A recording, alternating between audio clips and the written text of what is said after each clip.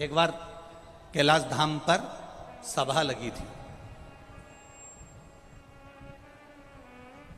भगवान ब्रह्मा, इंद्र, वायुदेव, जलदेव, गरुण देव, वरुण देव और 33 कोटि देवी देवता कैलाश पर बैठे थे।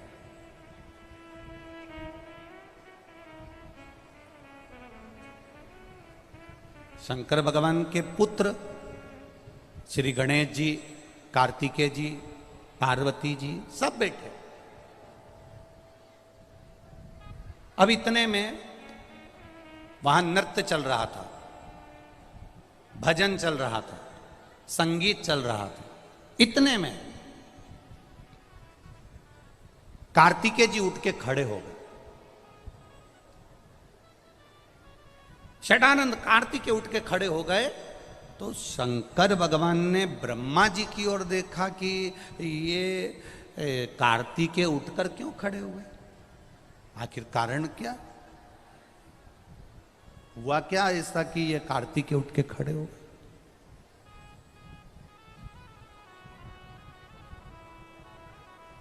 षडानंद कार्तिकेय उठ के खड़े हो गए। शंकर भगवान ब्रह्मा जी को देख रहे हैं, शिव जी ब्रह्मा जी को देख रहे हैं। तब ब्रह्मा जी ने भगवान शंकर की ओर देखकर कहा, आपके पुत्र ये षडानंद कार्तिकेय हैं, ये मेरे पास पढ़ने के लिए आए, विद्या अध्ययन करने के लिए आए। मैं इनको षडानंद कार्तिकेय को मैंने विद्या का अध्ययन कराया। पर कार्तिकेय जी के मन में मैंने विद्या का अध्ययन करा दिया और अध्ययन कराने के बाद में कार्तिकेय जी मेरे पास में मेरा हाथ पकड़कर खींचकर मुझसे बोलते हैं, मुझे ओम का अर्थ बताइए।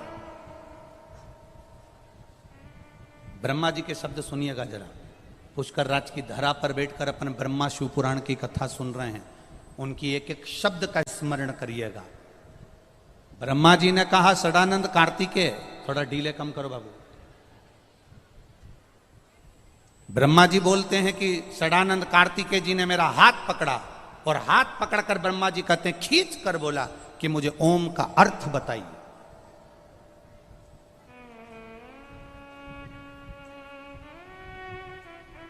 मुझे ओम का अर्थ सुनना है, मुझे ओम का अर्थ बताइए। अब जब ब्रह्मा जी ने भगवान शंकर से कहा, भरी सभा लगी है, भरी सभा, 33 कोटि देवता बैठे हैं और ब्रह्मा जी कह रहे हैं कि ये कार्तिकेय जो खड़ा है सभा के अंदर, आपका पुत्र कार्तिकेय जो खड़ा है, इसने मेरा हाथ पकड़कर कहा कि मुझे ओम का अर्थ बताइए। तब मैंने कार्तिकेय से कहा, सुनो कार्तिकेय, अभी तुम कुछ पढ़ लिख लो, फिर मैं ओम का अर्थ बताऊंगा।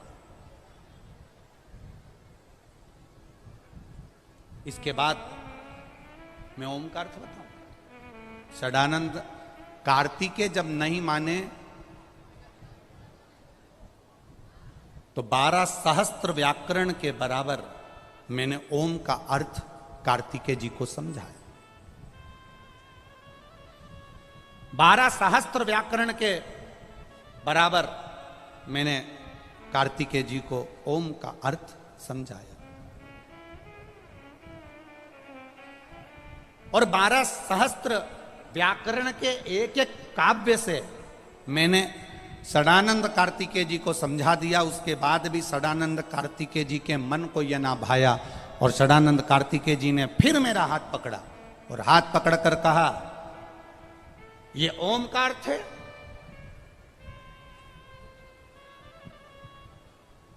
ये ओम का अर्थ है।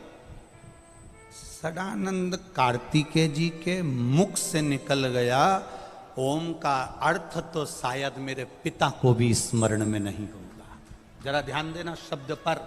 कभी कभी बेटा दुकान पर जब ज्यादा बैठना चालू कर देता है, पिता अपने बेटे पर सब कुछ छोड़ देता है, तो बेटे को यह महसूस होने लगता है कि मैं जितना अच्छा व्यापार कर सकता हूं मेरा बाप भी नहीं कर सकता। यह बेटे को अनुभव होता है, ये बेटे की चित्तवृत्ति में ये अनुभव होते हैं, ये बच्चे की चित्तवृत्ति में ये अनुभव हो जाते हैं पढ़ा लिखा लड़का अपने पिता को यह सोचता है कि इन्होंने क्या पढ़ाई करी, तुम्हारा समय दूसरा था, हमारा समय दूसरा है, हमने जितना पढ़ा शायद आपने नहीं पढ़ा होगा, पर स्मरण में रहे बाप बाप होता है और बेटा बेटा होता है, उसके स्मरण में रहना चाहिए ये शब्द, ये संबोधन।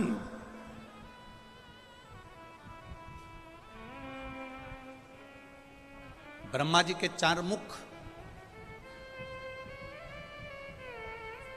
ब्रह्मा जी के चारों मुख और 4 मुख से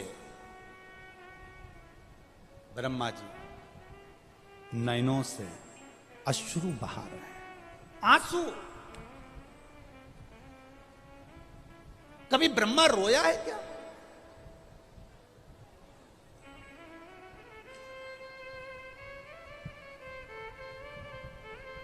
ब्रह्मा जी का सिर कट गया तो ब्रह्मा नहीं रोए, ब्रह्मा जी को श्राप लग गया सावित्री माता का, तब भी ब्रह्मा नहीं रोए।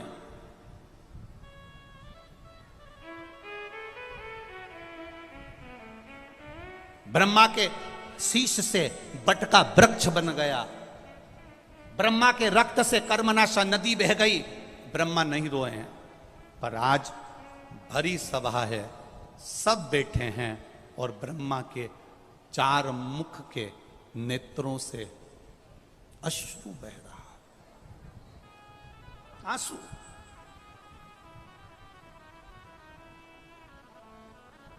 क्योंकि वो जगत का पिता है, सृष्टि का रचना करता है।